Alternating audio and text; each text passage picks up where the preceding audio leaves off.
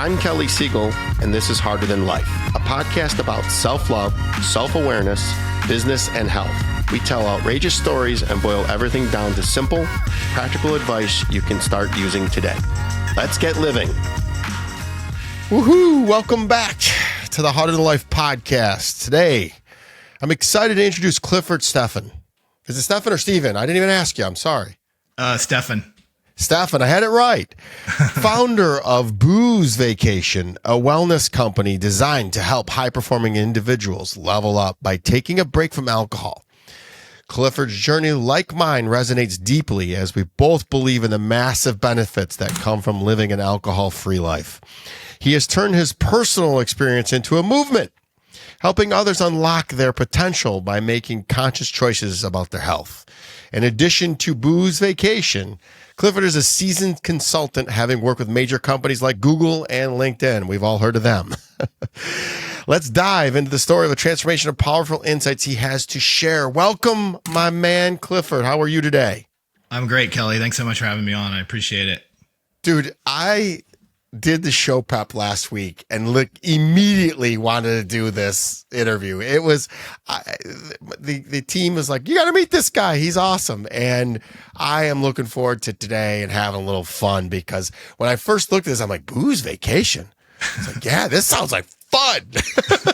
So my audience knows me. They know my SPAC story is it used to be listen, Booze Vacation, the right way was my thing, man. I used to party it up with the best of them. And I just like to create awareness. I bring on a lot of people that talk about not drinking less. Low and no is getting in vogue now. So I haven't heard anything about this Booze Vacation. So why don't you tell us about it?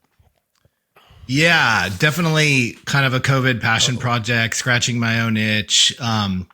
Me and my buddies started drinking freshman year in high school, and kind of went to college, went into corporate America, and it kind of followed us along, really embedded in our identity and our operating system for just fun, friends, events, a reward system, pretty typical. And age and wear and tear and tolerance is, a pretty tricky equation to figure out. I had a degree in nutritional science. I'm super sporty. I played water polo, soccer, tennis, surfed. So I kind of just thought I could, kind of outclass my physiology and continue to drink until I was 100 and not have any issues. And reluctantly kind of threw in the towel by my mid 40s after 30 plus years of drinking socially and having CPAP, having, sleep apnea, CPAP machines, bad blood work, belly fat, kind of, lots of ups and downs, mostly downs during the work week and ups during the weekend. And just kind of choppy, poor performance, and kind of wasn't looking to get smarter with my drinking, but I got inspired by a 4-hour Audible book, Alcohol Lied to Me. It's a broadcaster from Europe that's super entertaining and kind of had a really compelling story. So I kind of listened to it and I was like, oh crap, I need to take a real break. Me and my buddies addressed our drinking like a lot of guys do, cutting back and taking off dry January or, sober October, but it never really worked. And we'd kind of be right back at it by Super Bowl Sunday or whatever. And so it was a pretty vexing, tricky substance to deal with. And so I went up and being inspired to take a 1-year break, and it was super transformational because I had done all of the, garden variety kind of health and wellness protocols and diets and breath work and meditation and all that. And fortunately it works great, but it was out of sequence. So basically alcohol is definitely the master key that you have to kind of put on the shelf for that stuff to work, especially as you're dealing with age and wear and tear, which a lot of our peers that, that have achieved levels of success, they're going to have to lean into working hard, and that kind of sometimes can erode your diet and lifestyle. And as you're aging, it's a pretty predictive model. So I had this really profound experience. I was super pumped on it, and I had all these buddies that trusted me. And I was like, hey, you got to check out this 4-hour Audible book. It's pretty compelling. It's pretty entertaining. It's quick. And I couldn't even get my buddies to listen to it. They're like, no, that's cool, man. And I wasn't even telling them to not drink. I was just saying, just give this a listen, and I couldn't even have that conversation. And I just got so damn frustrated. I'm like, this is not going to end well. Like I said, I kind of know my body. I have a degree in nutrition. I kind of knew where this was headed. And I knew a lot of my buddies were headed for a fall, going out in a predictive whimper of a lot of, pre-disease states becoming more chronic disease states, and a lot less fun, a lot less, a lot more BS and drama. And so I'm like, hey, somebody's got to be the asshole here talking about kind of the negative sides of alcohol as well. And so I kind of took that on and just kind of been grooving on my own kind of, essentially I was able to kind of figure out this crazy substance in my crazy head and realize that I'm not the only crazy one out there. There's a lot of guys that kind of look and feel like I do. And, ultimately, it's funny, our solution was kind of corroborated later by Andrew Huberman when he had his really compelling podcast on alcohol, how it can take easily 3 to 6 months to kind of just get your brain back in order and, rewired and all that. And obviously guys that have been drinking for decades, they need to have, they need to get good at being social and being able to relax without it. And that takes a lot of at bats and a lot of being social. And it's really about playing offense, not defense. These short breaks are defensive. You're on your heels. You don't know what to say. You don't know what to do. And alcohol is so good at dysregulating all these key systems of your health, your sleep, your diet, your fitness, your hormones. It's impossible to ever get a handle on your health and make any inroads with continued alcohol use. So we've really just kind of tried to, not point fingers or preach, but, kind of just guy talk some shit, kind of straight talk around health and wellness. And ultimately, if you want what the beer commercial promises, if you want to look good, feel good, screw good, have good relationships, be able to take some adventures and enjoy life, you really need to learn how to live without it for a bit. And then guys, after their break, they can go back, and it's a kind of a choose your own adventure. Again, it's kind of a weird offer in a way, because we're not targeting alcoholics. We're not targeting, guys that we're targeting aren't necessarily looking for sobriety, but, and a lot of them are on nicotine and weed, and there's other pieces to it, but it's really about figuring out the alcohol piece to really kind of really get some transformation, really restore your health while you still can. And so, I'm kind of droning on here now, but it's kind of a long, boring story. And when I took my 1 year break, I coined it as, hey, I'm on a booze. Nah, I'm not drinking right now. I'm on a booze vacation. It kind of made my buddies laugh and kind of got me off my back and kind of made a joke out of it. And that's kind of the origin story of it. It makes me think of like Booze Cruise. So the first thing I think of is, how is this going to be not about alcohol? It's where my old drinking party mind goes to. But so in the intro, I said that you work with, Google, LinkedIn. I look here's Kaiser Permanente, easy for me to say, Motorola Mobility.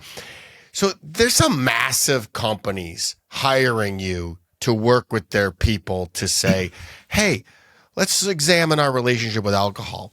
Let me just, so I had a consulting business in compensation. So it's a facet of human resources. So I was in the Bay Area. So I was, for technology companies, I was consulting with companies and telling them how to pay and compensate their employees. So I had this consulting business for about 20 years. It was in HR.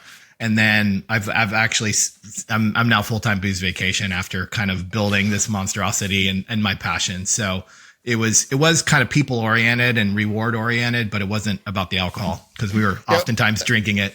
I understand. My question was going to be, how often did it come back to like, whoa, the question was going to be, how did that lead into the other, which you just kind of said. You guys were drinking and having a good time. That was the camaraderie. And then all of a sudden you're like, oh, what could we do without this? So talk a little bit about when somebody goes to a booze vacation for a year, how often do they pick it back up in any capacity, let alone if it's just small amounts? What are you seeing in that? Yeah, that's a great question. And it's funny. And again, there's a lot of breadcrumbs in Andrew Huberman's podcast, but, obviously me and my buddies started pretty early. When you're starting, in freshman year, sophomore year of high school, you're more predisposed to more heavier alcohol use. And so I think that kind of, I kind of see it. There's kind of two different tracks. There's kind of the brain and the body. And so I think guys that maybe start a little bit later, they could take a 3 or 6 month break and they can be like, hey, this is awesome. I'm going to keep rocking this vacation. And I think they pick it up. Their brain's not maybe as polluted, when they didn't start as early. And so I think that, but if you can solve it with your brain or your body, then I think you really get kind of a really good outlook and epiphany there. For myself, since I did start earlier, like I said, I think my brain was a little pretty presupposed to it. And so I took a year break and then I went back to kind of, a drink or two on the weekend and wasn't really looking to, did it a lot less and for different reasons. And then over maybe 6-8 months, I started having a couple nights where I was having 3 drinks. I'm like, I don't like where this is headed. So I took another 3-month break.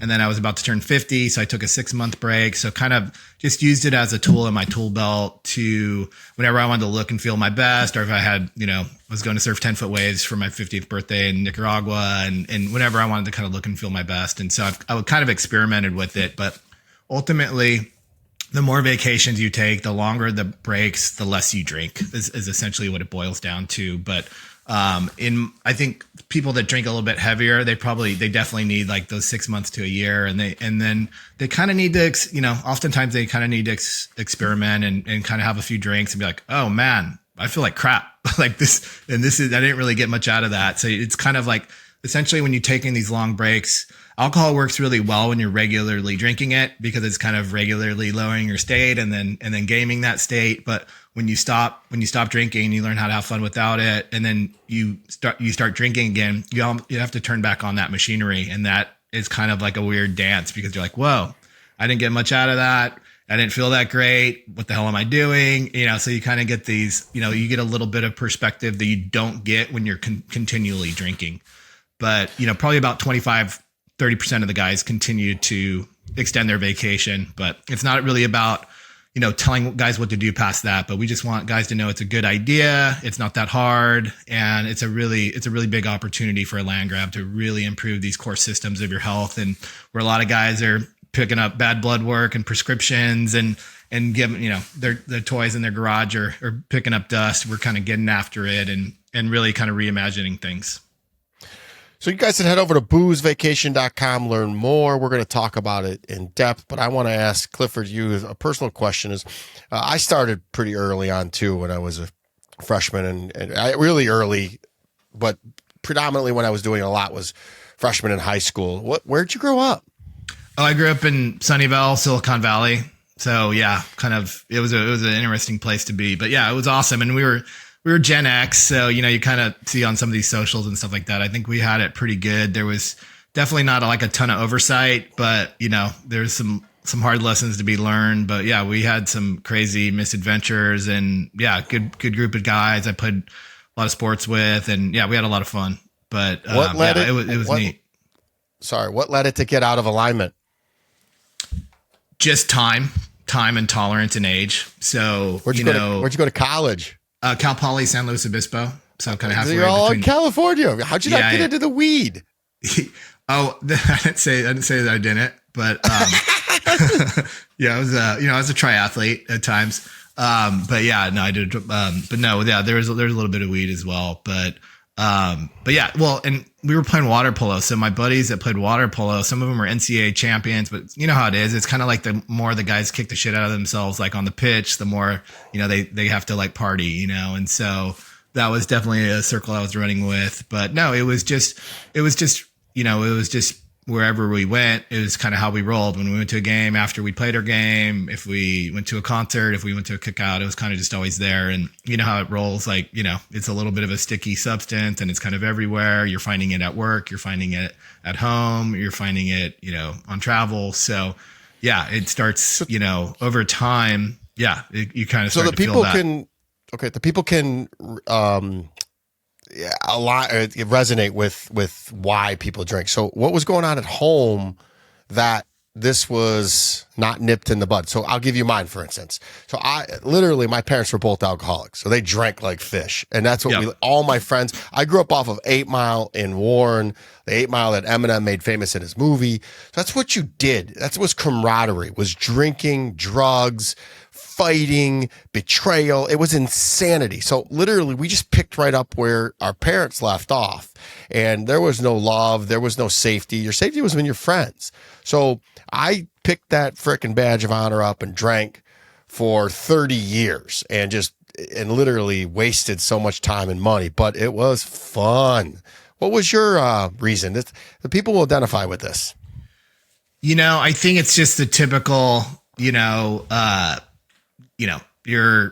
teenager, you're kind of rebelling or whatever it is, but it wasn't even that for me. We played sports. We put, a lot of my water polo buddies, we worked out super hard, and some of them had older brothers, and it was more social. We were kind of in a nice community. So it was more social, more, attempting to talk with girls before dating apps, kind of more the typical kind of just social aspect to it.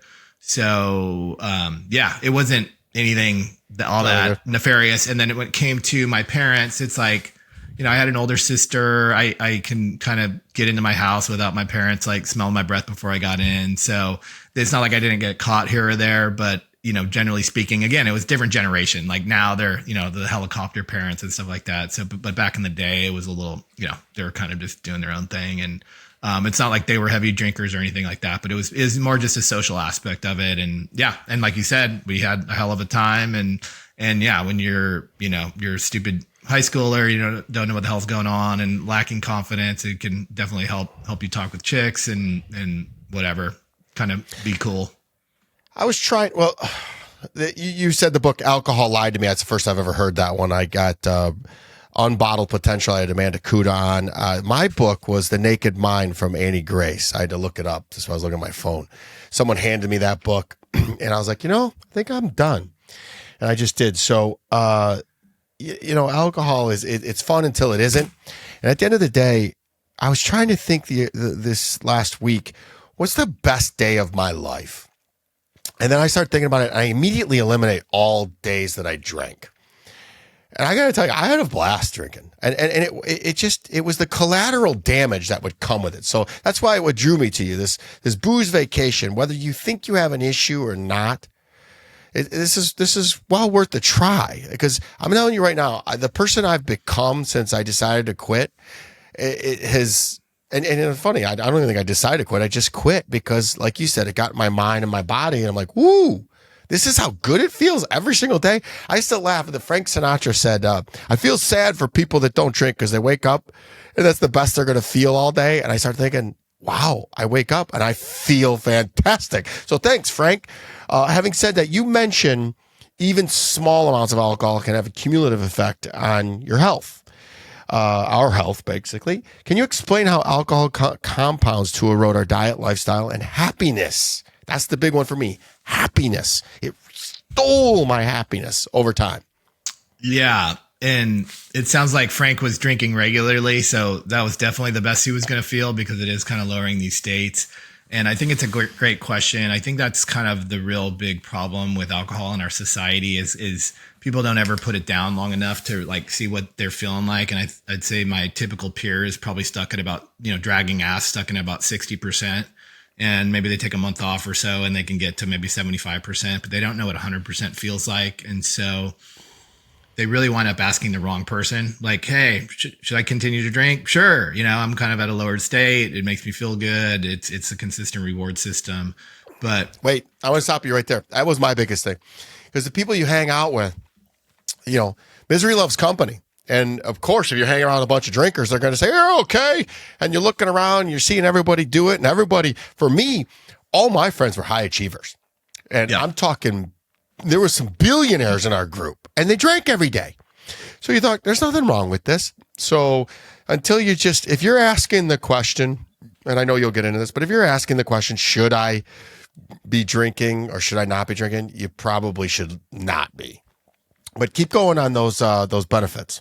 Yeah, and I totally hear you. Like when I look back at my youth and early career, it's like, there's always like the most popular kids and the guys that are crushing it in sales. And so, and then of course there's other people on the other end of the spectrum, but you look up to these people like, hey, they're partying their asses off. Like that's what I want to do, type of thing. So there's always exceptions, but that shit gets harder to pull off as you get into your 40s and 50s and beyond.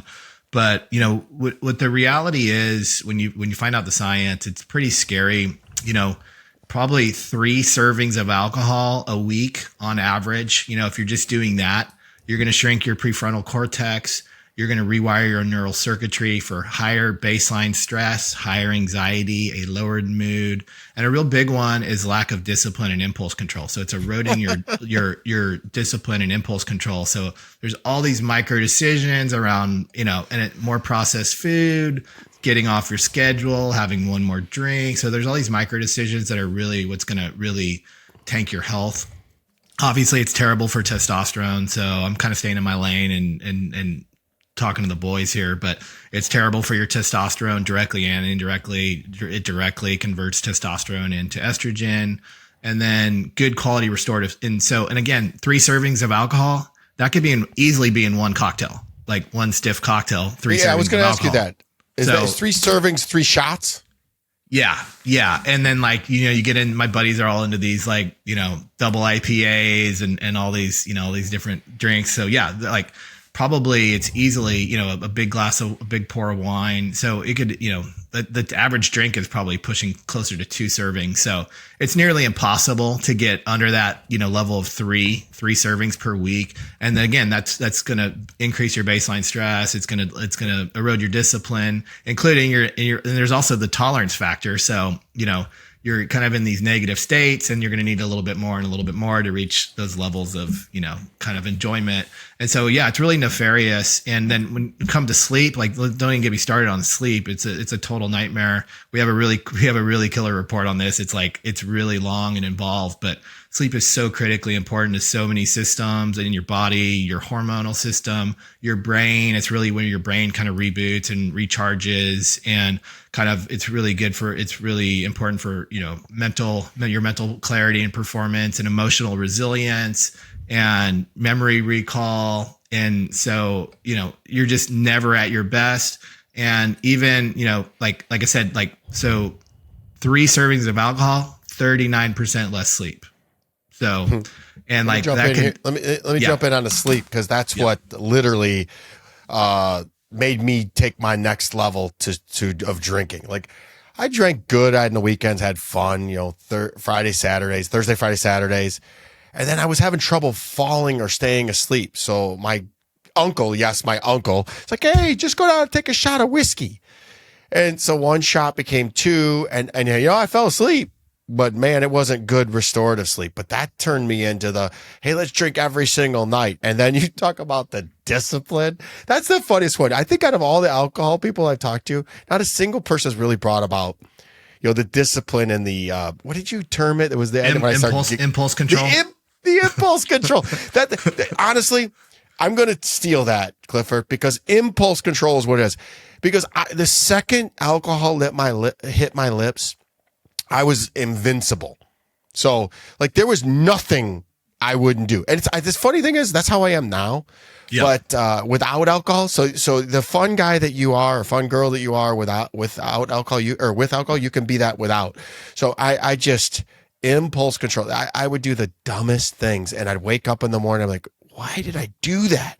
It was funny in the moment, but it's not funny long term. So impulse control. I'm gonna actually rewrite that down, and then let's go. Let's talk about. Tell me about the booze vacation and how, if they sign up with you, how you walk through. What happens? I sign up.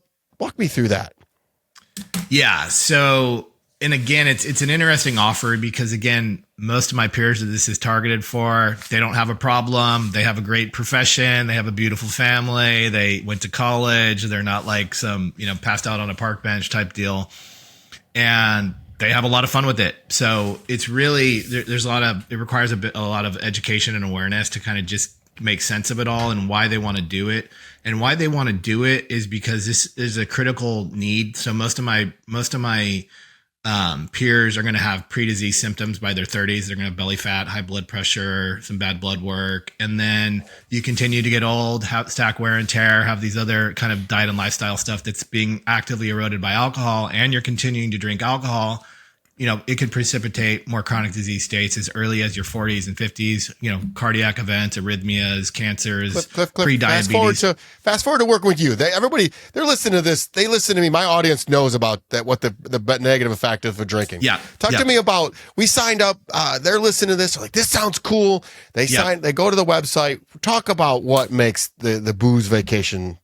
Sure. So guys can hop on a resources page if they need to kind of get that education. Cause most guys, like I said, they'll be ready. Oh yeah, that sounds good. I want to. But if they don't really sort it out in their brain and really kind of start connecting the dots, they're going to want to, they're going to like to, but they're not going to need to and have to. And so we really need to get them to that need to, have to. And then it's like, you'll just figure it out. But there's a lot of, shit happens, it's everywhere. And so it's easy to erode. So it's really getting them good education around what they're doing and why, how it's not that difficult. And then they could sign up for a free vacation. They get a playbook, they get weekly check-ins and guidance and a lot of good materials. Again, just to continue to increase the resolve, how it's, how to get great sleep, how to increase your activity levels, how we can get these guys as best result as quickly as possible. So they start getting that forward momentum and getting stoked on it and making it social and fun. And then they can also work with me for individual coaching. So a lot of executives kind of have more money than time. And they're kind of on the red line and they're traveling and they're doing all this stuff. So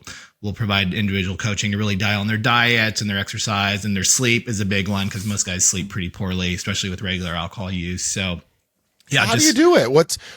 You're glossing over the top. I want the nitty gritty.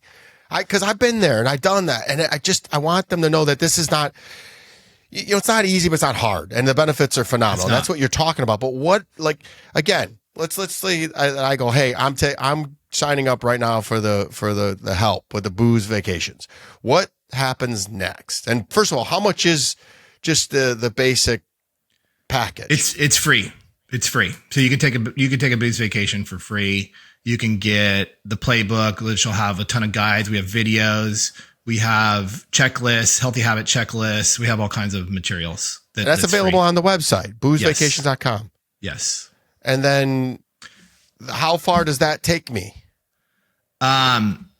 Meaning, again, and then even including a 15-minute free consultation call, but it's really going to depend on the dude, but yeah. And it is, you really make your money by transforming these healthy habits that have been dysregulated and eroded by alcohol. So yeah, we have a lot of that content, but yeah, that's why a lot of guys try to work with me, directly, because it can be a little tricky to implement because everybody has their own kind of starting point and their own habits and their own, kind of pre-existing conditions. So it's kind of tailored, but in general, we're going to be working on, eating protein rich meals, moving your body, kind of sleep schedules, not having caffeine at 2:00 in the afternoon, not having a big sugar bomb right before you go to bed, stress reduction methods, walking, cleaning up the diet, things like that.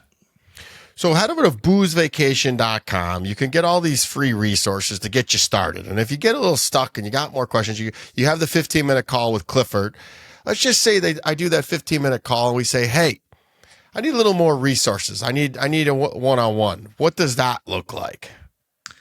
Again, it's meeting guys where they're at. So I would say I don't want to gloss over the fact that a lot of guys, even though they're ready, they're not 100% ready. And so I think it's really kind of helping them future cast where they're headed. So if they have some belly fat, if they're already having some blood pressure medicine and they're traveling, we kind of really just need to make this clear that this is super important. This is super timely. Shit could hit the fan at any moment. So just really kind of getting them ready and having to do this. And then the doing it isn't that tricky. Honestly, beyond just, when you're regularly drinking, it really just embeds itself in your brain and your operating system. So guys really just want to talk with somebody that's been there, done that, because it's such a foreign concept. None of their buddies are doing it. And so they just want to know that it's not a stupid idea. And then once you kind of get them clear, then they, they're so they can get their sea legs, then they can really start rocking their brake and playing offense. I'm going to pressure you on this, and I'm sorry because I'm looking for a specific answer because I want people to understand exactly, because I love what you're doing and I love what you're offering. So I'm signing up with you, and I want one-on-one help and assistance. And we've already established, I want this. Let's go. Yep. Clifford, how much is it to sign up, and what do I get? Because that's what I'm trying to get my listeners to have. This is another tool in the Harder Than Life listeners' toolboxes. They've had several people that we've interviewed before, but this one is very unique, and I want them to know about it. And we're glossing over it, and I'm trying to put you on the spot. And I apologize, but I really want to know because I remember when I was in this situation, and I was scared and I was nervous, but I was at the point where I freaking knew I wanted to change, and I didn't know you existed. Right. So that's all I'm trying to get to. And remember, I'm going to put this disclaimer out here. If you can't get through the day without drinking, AA is probably a better fit for you. There are other resources. You can message me at any time, and I'll refer you to where you got to go. But this is for the successful guy who just has questions, who's asking questions. And then once we get to the point where you're like, yeah, I want to do this, boom, now Clifford, go. Tell me what I'm doing. And you're absolutely right. It's not for alcoholics or problem drinkers, but like I said, I think it's kind of 5 pieces. So it's kind of diving in and seeing where guys are at. We're going to want them to get blood work and kind of know their blood pressure and know where they're starting. So, because again, we're going to want to really, this is a very simple and effective health protocol strategy. So the key levers of health are your sleep, your diet, your fitness, your brain. And so alcohol is actively eroding all of these, and it's perpetuating all these negative habits. And so we need to get them very secure on what they're doing and why, so they're ready. We need to set a date. Sometimes we need to wind guys down. They're having 4 drinks. We need to get them down to 2 drinks before, they're comfortable. Maybe they have an event. And so we plan that out. They know what to say. They know good non-alcoholic beers they could have. We kind of start, depending upon where guys are at, we maybe switch them from cigarettes to Nicorette, to gum and stuff like that. So we kind of try to just basically kind of customize it for them. We start working on sleep schedules. We start working on meal plans. We start working on movement. We get the before and after pictures. We address questions as needed, whether they have a work event, what to say, how to say it.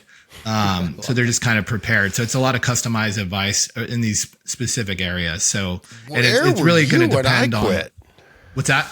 Where were you when I quit, dude? Again, I'm scratching my own itch. Trust me. Like I was, and I got, like I said, I wasn't drinking that heavily, but just over time, it really wore me down. The poor sleep, the stress, like I wound up being in a pretty low place. And yeah, there was nothing out there for me. And so I'm really scratching my own itch. And not only are we addressing the alcohol, but it's really about restoring your health during this limited window. And so really giving guys a longer runway, more opportunity for flexibility, however they want to live it, and figuring out how to learn life without it, because a lot of guys will like looking, feeling, and screwing better. And it's not, you can't have everything, but that's a good place to start, for figuring out how to have fun. So again, how much does working with you one-on-one cost? Anywhere from $1,500 to $2,500 a month, depending upon how much individual coaching and needs they have. And guys, I'll personally vouch for that. You'll make that back and not drinking. And the alcohol that you spend money on, because if you're a successful guy, you're probably drinking something nice, and it's $25 a freaking glass, and you're spending that in a month on alcohol anyways. You'll make 5 times the amount of that if you just give it a shot. This is a $1 million offer, because again, you get cancer, you get a cardiac event, you get erectile dysfunction. Like any dude would happily pay $100K to not have that, embarrassing thing. And then it's your performance, it's your look and feel, it's your quality of life. I mean, you could be making a ton of cash and look and feel like shit and be stressed and have bad relationships. And it's a limited time only. So if you don't figure this out, you're going to go out in a whimper. And even if you didn't technically have a problem, and even if you live in that nice zip code, there's no safety in numbers here. So this is a critically important need. It could easily add 10 to 15 quality years of life of life. So it's a really important skill to have. And if you don't ever learn how to figure it out, it's not about if, but when. It is going to go down, and it's not going to be pretty, and it's nothing you want. And so it's $1 million offer plus, in my opinion. I've always said this on every podcast. You can always go back. It was so freaking great. Exactly. You can always go back to drinking. He's not Sure. telling you to stop forever. It's like, hey, let's work on this together. For me, Clifford, I struggled mightily. The reason why I drank was because I didn't feel like I was enough. I wanted to fit in, and I was looking for love in all the wrong places. So I would imagine, since you keep talking about the health benefits, the biggest health benefit was my mindfulness. So what do you have? What do you work on with, first of all, it was, not hanging out with the same people, being comfortable being alone a lot, having JOMO, the joy of missing out. Those were some of the things that I had no clue. And then the flood of emotions that I had because I didn't have any crutch or mask to deal with. What in your one-on-one program do you do? What do you have for a guy like me that the emotion, it's all, for me, it was all between my ears. It was the 6 inches between my ears. It was everything. Yeah. And it's, honestly, it's funny because I was in compensation, and I would always consult my buddies on, jobs and careers and what paid the best and how to advocate for themselves. But it's kind of similar methodology. It's like, at the end of the day, you're in the Kelly business. You're not in the whatever company you have. I know you have your own company, but so you need to self-advocate, and you need to think of yourself. And so I think it's easy to be like, again, the program of regularly drinking, like your mind does not want to stop drinking. And so you're going to tell yourself, hey, you're not going to have my friends. I'm not going to have anything to do. It's going to be boring. I'm not going to be in my fun wild side anymore. But really, it's the opposite. If you want to be that guy in high school or college, it's, kind of kicking ass and causing trouble and having fun and being active, then you need to take care of your health, and you need to learn how to have fun without it. Or you're going to be that sad guy that's, berserking out and forgot to take his medication and falling down and getting into, serious, kind of legal problems. So, you kind of have to pick and choose. And I hate to say the term because it's the last thing I ever wanted to hear, but yeah, you have to have some education and some awareness, and you have to kind of get a little adulting going on at some point, or like, you're going to be pretty limited with how your quality of life is going to be. And unfortunately, since none of us technically have problems because we have these great houses and careers and stuff like that, a lot of guys are on the red line, and they don't realize that, again, it's not just the alcohol, but it's the alcohol accelerating all these negative systems when it comes to your sleep and your inflammation and your leaky gut and your frazzled brain and all these, like, lack of discipline and impulse control, kind of just perpetuating on and on. It really compounds over time. And so you could really do a lot of damage, but we could really clean that up by kind of addressing all these core systems that alcohol is dysregulating, because I know the system, I know how guys roll. And so we can kind of get that going. But to your point, yeah, you have to kind of reimagine, and you have to kind of go inward for a little bit, and you have to start taking care of yourself and kind of reemerge after a couple of weeks, and you're looking and feeling noticeably better. You are seeing some buddies, but you're not staying till 3 a.m, howling at the moon, chasing your blood alcohol level, go home and have some sex and get up and get after it and go surf or golf in the next morning, versus your buddy that's going to be sick on the couch all weekend. So, there's trade-offs, and it's not like you're going to lose yourself, but you are changing your identity in very positive ways, no doubt. We keep mentioning about weight loss as a massive benefit of it. Well, why? First of all, why is that? Second of all, I don't know. That's the one part that I can resonate with, because I was in shape before I started. I'm in better shape after. What about alcohol makes you gain weight besides the crap that you eat? Besides the fact that you don't feel like going to the gym because you're tired? What is this behind the science that makes you? Is it the sugar? What is it specifically? So it's a bunch of different things. It's the sugar and the alcohol. It's increasing your hunger. You're eating more ultra processed food. It's just, it's very caustic to your metabolic health. So your body has to kind of get this toxin out of your body, so it can't burn its own sugar or fat source. It's got to burn this alcohol source. So a lot of that gets stored. It's inflaming your liver, and it's fattening up your liver. it's disrupting your sleep, and that depletes the glycogen in your brain. So even though, so your brain is pretty frazzled, so you wake up and you have these sugar cravings. And since it is eroding your metabolic health, and there's a lot of sugar in a lot of these alcohols, heavy IPAs and things like that, you are really spiking your insulin and then deplete and then crashing. And then, you're craving sugar. So you get on these really kind of caustic, up and down spikes that just pack it on. And again, you're never going to make any real inroads with your weight when you're regularly drinking. There's just no way. I could tell you firsthand that I think I got all of my sugar from alcohol, because when I quit, I had the craving for sugar. Like I would take Jolly Ranchers and I would just chomp on them, because you got to remember, I was in great shape, but now I'm in like the best shape of my life, and I'm 48, soon to be 49, because I just got the number one benefit that I received, besides my life back of peace, clarity, and freedom, which are huge, was that all my inflammation went away. It took a year, but all my joints, everything stopped hurting. And I wrote it off too, because I'm a big weightlifter. I wrote it off to, I just lift heavy. Yeah. Oh no, it was my joints were dehydrated. You notice that so much. Oh my God, it's the best. So having said that, hold on a second. What was the biggest, most positive change you experienced, that people experienced during their booze vacation, that you didn't expect? Like that, I didn't expect that. I didn't expect my joints to feel better. What have you seen since you've been doing this? Oh man. Yeah, definitely sleep's improving. Your skin's improving. The shape of your face changes. So it's not like round and puffy. You don't have jowls. So you kind of get your face shape back. Your eyes get clearer. This weight is so much easier to maintain.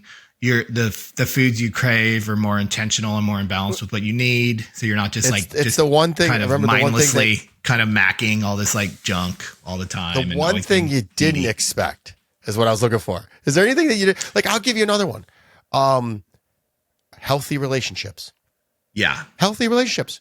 It just, the second that I cut out, the booze, I could communicate with people better. I could do things better. It's so surprised that I launched a brand when I had more time. These are the things. Like, was there something that you see over and over? I got one. I got one that might be a little bit better, but cool. But yeah, clearly, like my life had this very predictive wave, and during the work week, I was low. I was like, I wasn't feeling good because my body, I hadn't slept well. I was inflamed. I had ate poorly. My brain was frazzled, and I had all this shit to do. I had all my roles and responsibilities. And so instead of being at like a 7, I was at like a 4. And then you come along to the weekend and, you get this kind of chemical boost. I'm not working. I'm with my friends at an event, and I get this kind of chemical boost, and I get to chase this blood alcohol thing, and I get to like 7s and 8s. And so I think John Mayer said this pretty well, but yeah, all your numbers go up. So you can like have really enjoyable moments on a Tuesday at 10 in the morning, or you can have like a Thursday at 1 p.m. where, you're not dragging ass and you're kind of in flow. And so, kind of like you're saying, when it comes to relationships or performance or just kind of just looking and feeling good. And, the key to happiness is presence and being okay with the present moment. And when you're regularly putting yourself in these negative states and your body in these negative states, or your brain and your stomach are like super critical or like not happy, like it's really hard to like be, I'm going to be present right now, where I have an upset stomach and I have brain fog and I feel like shit and I look like shit. And so when you're, kind of looking and feeling good and in the zone and performing well, and kind of in states of flow, you can kind of just always, it stops becoming, because again, when you're regularly drinking, it's all about past and future, right? It's like, that party was great, or, I kind of berserked out at that party, and, I can't wait for this wedding. I can't wait for this concert. And meanwhile, I have to like kind of eke it out. And so you miss all of life because you're always kind of waiting. And then you get to that concert, you forget to eat dinner, you're 3 drinks in, you kind of start, freaking out and getting dehydrated, and you don't have that much fun anyways, because you kind of overdid it, or you're a little overzealous or whatever it is. So just way more enjoyment, way better performance, and way more opportunities for more activities and fun. That's exactly what I was looking for, my brother. Appreciate it. And I got to tell you said something too that resonated when we were the blotchy skin. I hated seeing pictures of me. My skin, it was so blotchy. So, well, it's a reflection of what's going on inside. And yet, like you mentioned, the inflammation is a big deal because it creates a leaky gut. It's there's a lot of a cytokine storm response in your liver because it's like detoxifying this super caustic poison. So it creates a lot of havoc internally that picks up in your joints. You try to lift weights, you get a sore shoulder, you get a bum knee, and then you can't. And so it's really hard to kind of continue to perform well when you're constantly getting injured and you're strained and you're dehydrated. So it's really incongruent. All right, we got a couple more alcohol related questions and then we're going to switch to some fun ones.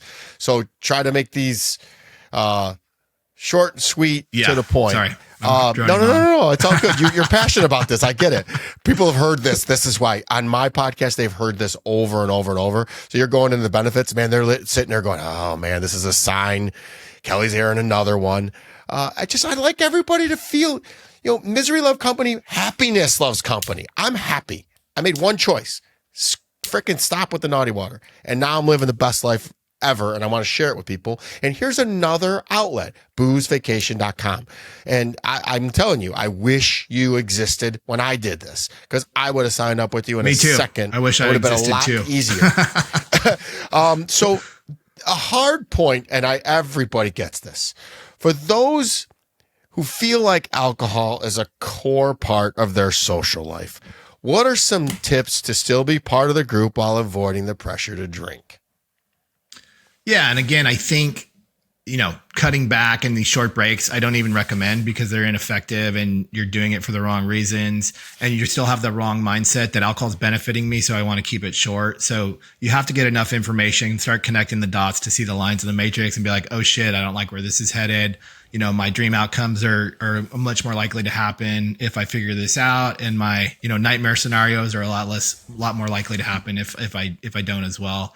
And so, once you kind of have that drive and I have to do it, you'll figure it out and figure out, know what to say. Nah, I'm on a booze vacation right now. And it's not like you're not drinking, right? So you can drink non-alcoholic beers. They have spirits. They have a bunch of different stuff. So find something that you like. And parties are about the people, and it's time to relearn that. You get so snowed by all these shows and commercials that it's all about what you're drinking, but it's not. It's about the people. It's about looking and feeling great, and you're a lot more apt to do that on vacation. I'm going to tell you right now, and you can steal this. Nobody cares what's in your cup but you.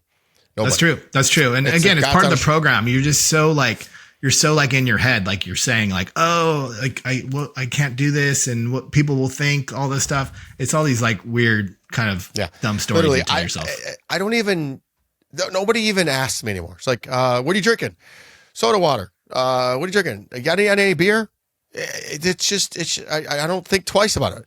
If somebody looks at me and tries to make me feel guilty for not drinking, I'm gonna be like, dude, you're gonna be the one feeling that tomorrow. But you've grown a large following on TikTok by talking about alcohol use and health. What message resonates the most with your audience, and why do you think this is? A cute one I did, and I think it resonates with guys, maybe a little bit more females, but I just, you riff on all these stupid ideas. But I have this one where I'm like, the longer you drink alcohol, the more toxic your body becomes, the less physically attractive you become. And I discuss about how it's a carcinogen and depressant and puffy eyes and bad skin and bad sleep and high stress and, kind of how that manifests, but just kind of talking some shit. So that's a cute one that's got probably pushing 3 million views. Just, I don't know, for whatever reason. If you ever want me to talk to anybody, I'm the master at this stuff. I will tell you the hardest part about quitting for me was I was the man. Women loved me. And then when I got sober and decided to not drink anymore, your dating pool shrinks.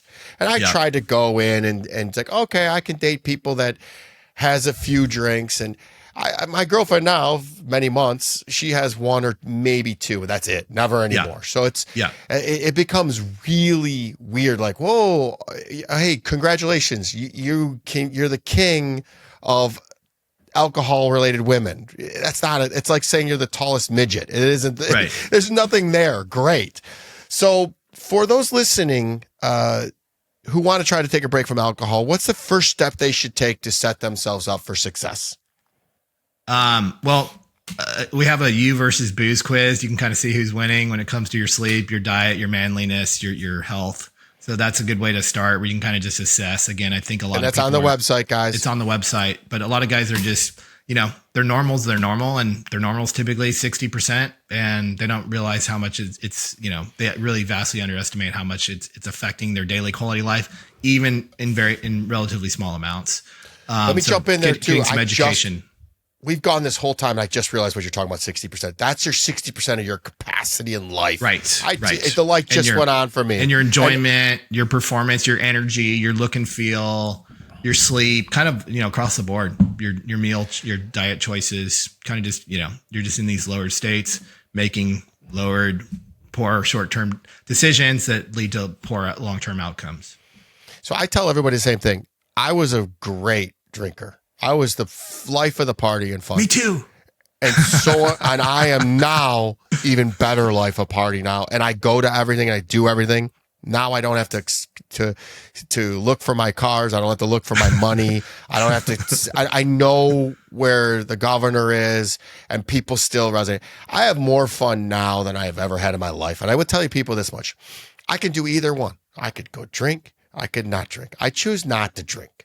And it isn't because I have a problem. I didn't have a problem. I still don't have a problem. I could have a drink tonight. I just choose not to because of all of the benefits that we just discussed. Now, we're going to switch into some fun stuff, a couple of personal ones. We're going to wrap up to have to get to people to know you. Again, all of this stuff will be in the show notes. Head over to the website. I love that freaking quiz.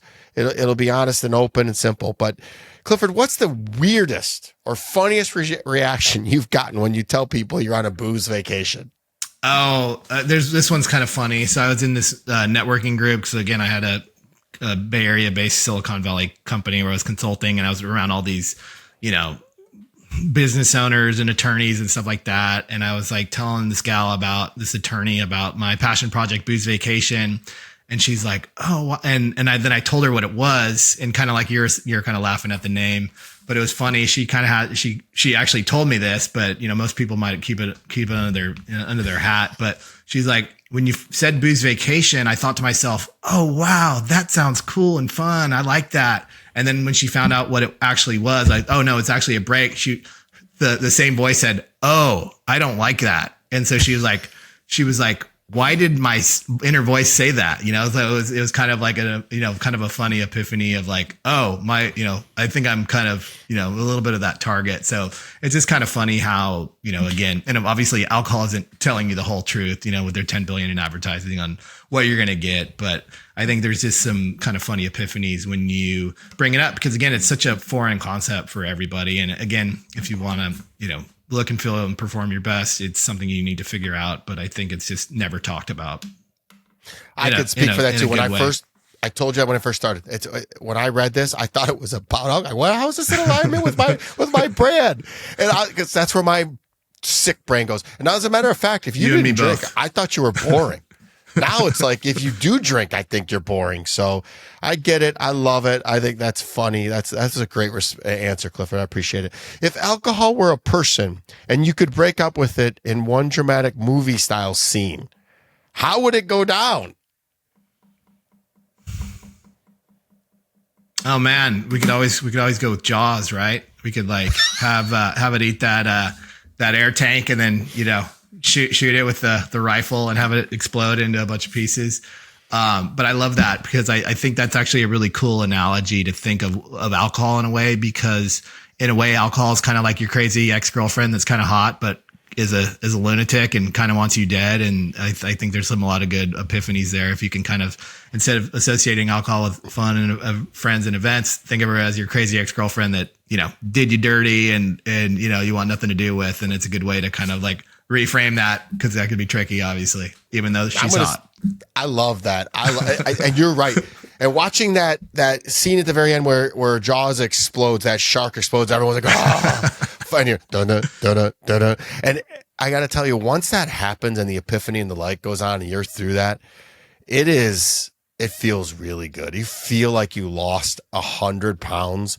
And then the drama that's out of your life, you'll thank Clifford. You'll thank me later. This is Booze vacation. I love it. And another one that comes to mind is the Matrix, like seeing the lines in the Matrix, because like I said, I think it's so pervasive and it so changes your brain. So when you get on the other end and you can kind of like start navigating these parties and having fun and not having to worry about an Uber or leaving your car where it's going to get towed and being social and looking and feeling good. And these guys are starting to get sloppy and like, you're just like, you're just kind of like seeing the lines and you're not getting sucked in and you're going to have a killer weekend and they're going to be sick on the couch all weekend. And so, you went there. So I'm going to talk about that. So it is funny when I'm at these parties. And first of all, people are like, hey, I'll drive, or who's going to drive? I'm going to drive because I'm sober. I don't drink.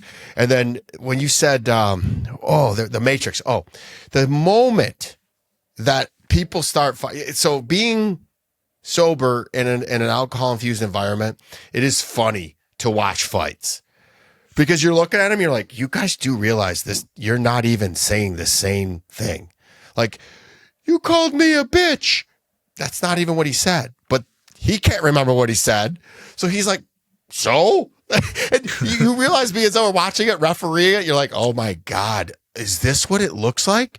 And I'm going to tell you people, we are laughing at you because it is hilarious. They are not, what you guys are saying each other when you're drunk is completely missing the point. And just to not have to deal with that is worth not drinking. Anyways, I got another funny one. I got 3 more funny questions and then we're gonna get you out of here. Yeah. You're stranded on a deserted island with one food, one book, and one activity. What are you choosing and why? And no booze isn't allowed. One food, one book, and one what? Activity. Okay. So food, I'll say salmon, and book, maybe Eckhart Tolle, A New Earth. That's really good. That's really kind of a good operating system for your caveman brain in today's society. And one activity, surfing. That's a no-brainer. Dude, that's good. Yeah. Mine would be steak, the 4 Agreements.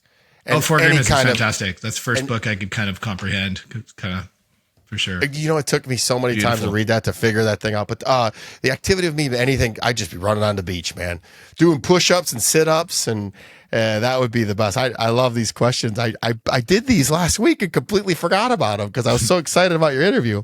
What's more challenging, completing a triathlon or surviving a family gathering without alcohol? Triathlon.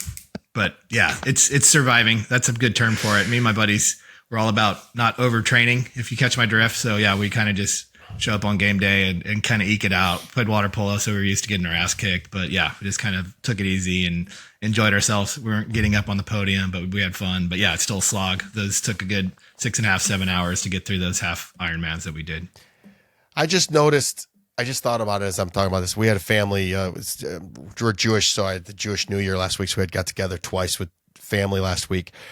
And I looked around, there was only like 2 people and had 1 glass of wine. I said, I've started to affect the family. Like, this used to be the thing. We would drink and have spirited discussions, and it was fun. We didn't bicker. But I now that I think about it, there's only like 2 people drinking and they had half a glass of wine. So I'm doing something right. And we had some great discussions about things that we could never discuss when you're drinking. Abortion, politics. It's just insane. It's so much fun. It's beautiful. If you had to give up one forever, alcohol, coffee, or Netflix, which would it be and why? Alcohol.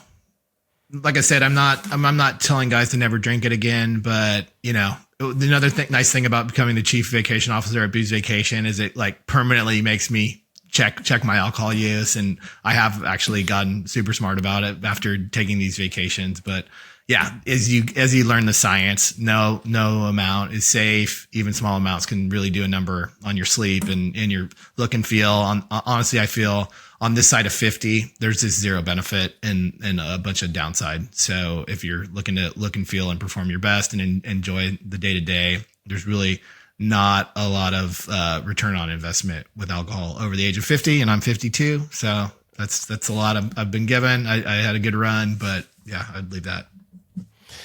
So if you could offer one piece of advice or insight to the listeners who are thinking about addressing alcohol, what would it be and why? You're vastly underestimating how much it's dysregulating your health, and even in small amounts. And most dudes aren't typically drinking in small amounts. They're drinking a little bit more moderately, in air quotes, I'll say, which means like you go to a tailgating party and it's, 5 hours and you're drinking a couple drinks every hour, and those drinks have a couple servings of alcohol in them. So it's a pretty significant binge. So it's not like they're hard drinkers, but it's just kind of the social aspect of it. And you stop drinking, you start falling asleep. And so you just kind of continue chasing the dopamine. So you're just vastly underestimating. And it's not about not drinking or being sober. It's about performance and health and a long runway, so you can live the life you want, have the most options. And you might really like looking, feeling, and screwing better. Who knows? I do. Listen, let me tell everybody what mine is. I will tell you that booze was not the causation of any issues. It was definitely a correlation of all issues. It was always relevant. It was always present when there was something going on in my life that was not positive. Head over to boozevacation.com, take that quiz, and have your free 15-minute conversation with Clifford. And just enjoy life, man. And you'll thank me later. Clifford, thanks for playing along. Thanks for being harder than life. And really appreciate you coming on today. Kelly, thank you so much. It was an awesome conversation. And yeah, we're definitely brothers from another mother. And I love what you're doing and really appreciate the time. Thanks, dude. Please rate and share this podcast. I'm active on all social platforms and love to hear from my Siegel supporters. Each and every episode is sponsored by my company, National Technology Management, the easiest and best IT company to do business with, delivering peace of mind with technology every day, even simplifying cybersecurity. Visit trustntm.com for more info. Until next week, be harder than life.